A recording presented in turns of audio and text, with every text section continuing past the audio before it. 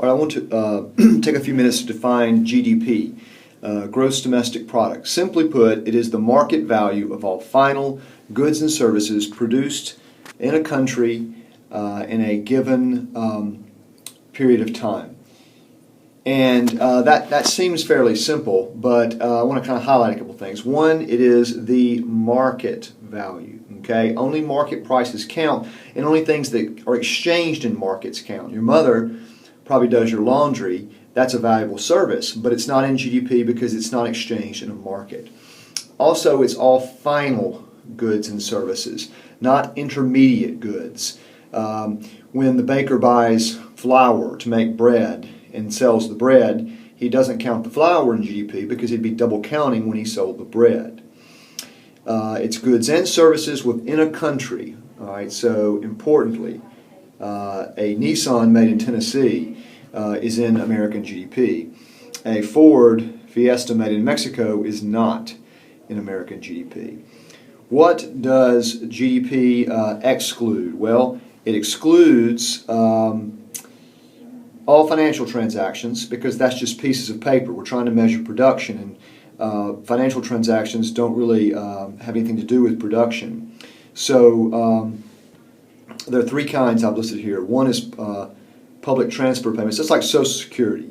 Social Security payments, that's the public, the government transferring wealth from one person to another, from a working young American to an elderly retiree, for example. Private transfer payments, that's when maybe your grandmother gives you money. The private transfer of wealth from one person to another. There's still no production associated with that.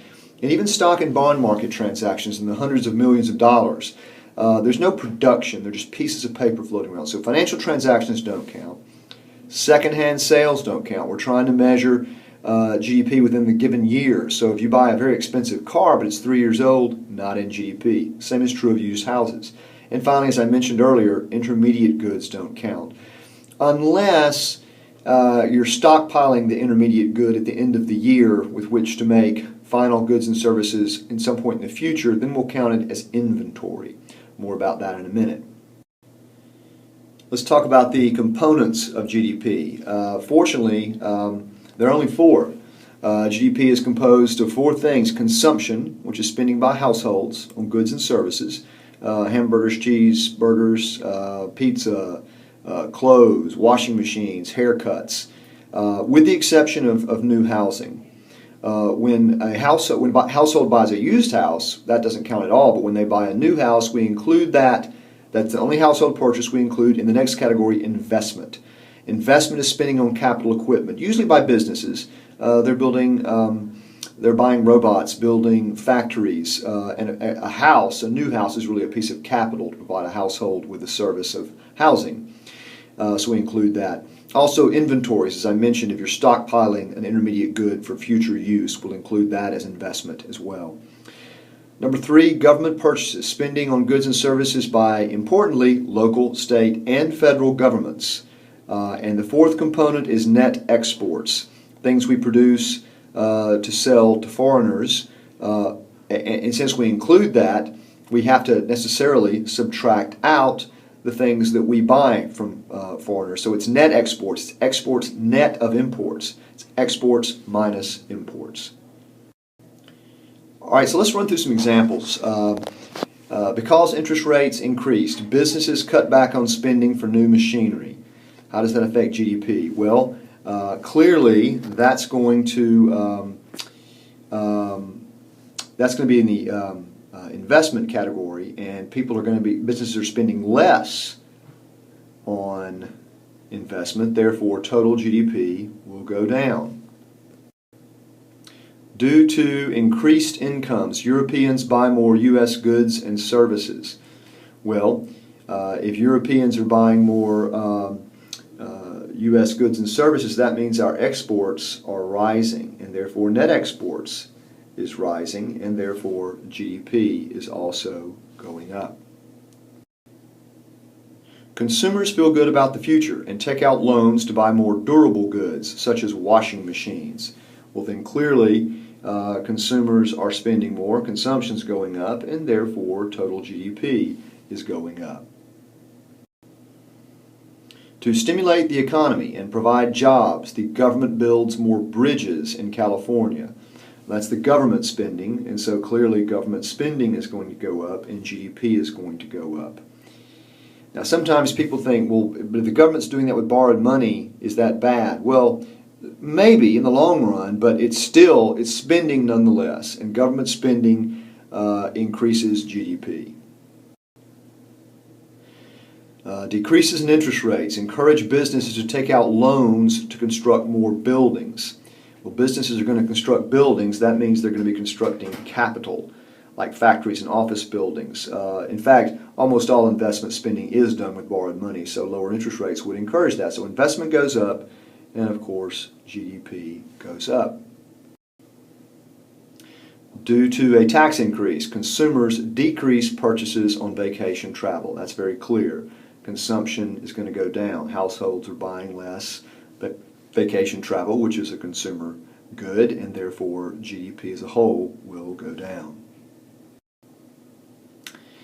Increasing prices in the U.S. encourage Americans to buy more foreign goods. Well, if we're buying more foreign goods, that means imports are going up. But notice the net exports is exports minus imports. So net exports, the whole category, will therefore go down because we're making the negative bigger, and therefore GDP as a whole will go down. And finally, worried about an increasing budget deficit, the government decides to buy fewer military planes. It's very clear what's happening here.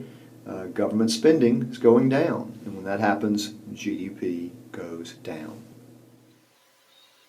All right, finally and quickly, I want to explain a small but very important concept called nominal and real GDP.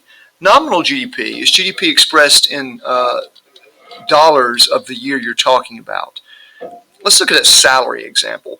Babe Ruth made $80,000 in 1931. That was scandalous because it was the highest salary ever paid to an athlete. And you know that $80,000, that's not comparable with what a baseball player makes today, because $8,000 bought a lot more in the depths of the Depression than it would today. So his nominal salary was $80,000. $80,000 expressed in the dollars of the year we're talking about, 1931. His real salary would remove the effects of inflation and give us some comparison purpose for apples and apples. Let me show you an example of why this is important. Let's have a pretend economy here that only makes pizzas. In year one, right here on the top line, we make 5 pizzas. They're $10 a piece. So 5 times 10, $50. That's the entire GDP of this economy. And that's nominal GDP. Okay, we're expressing the production in dollars of year one. Year two, pizzas go up to 7, from 5 to 7 pizzas. It's pretty good.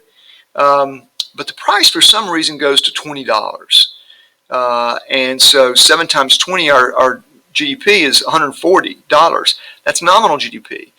Because see, if you compared year 1 and year 2, 50 versus 140, it's, oh yeah, year 2 production, which is what GDP is supposed to measure, production almost tripled. But you know, it didn't. It went from 5 to 7 pizzas. Year 3, we get 1 more pizza. Price goes up again, and nominal GDP is 200. So look at these nominal GDPs of years 1, 2, and 3. That's not really an accurate reflection of production, and that's why nominal GDP is a problem. So we have to find a way to get to to remove inflation, the effects of inflation, and get to real GDP. The way we do that is we have a price index, which don't worry about that. An army of economists comes up with a price index, which is simply an indicator to measure the level of change in prices. It's the inflation rate, basically.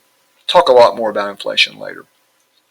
So you take, to get real GDP, you take nominal and divide by the price index and slap 2 zeros on it. So as we see here in our example, by the way, our price index of 100 in year 1, that must mean that's the base year. So we take 50 divided by 100, slap 2 zeros, we get 50. So nominal and real GDP equal each other in the base year. But in year 2, we take the nominal GDP of 140, divide by 200 times 100, put 2 zeros on it, we get 70. And then with year 3, we get 80. So this real GDP of 50, 70, and 80 much more accurately reflects the actual changes in output for each of the 3 years. Very simple formula. You take nominal GDP, divide by the price index, put 2 zeros. Gives you real GDP, and then you can compare apples with apples, which is extremely important.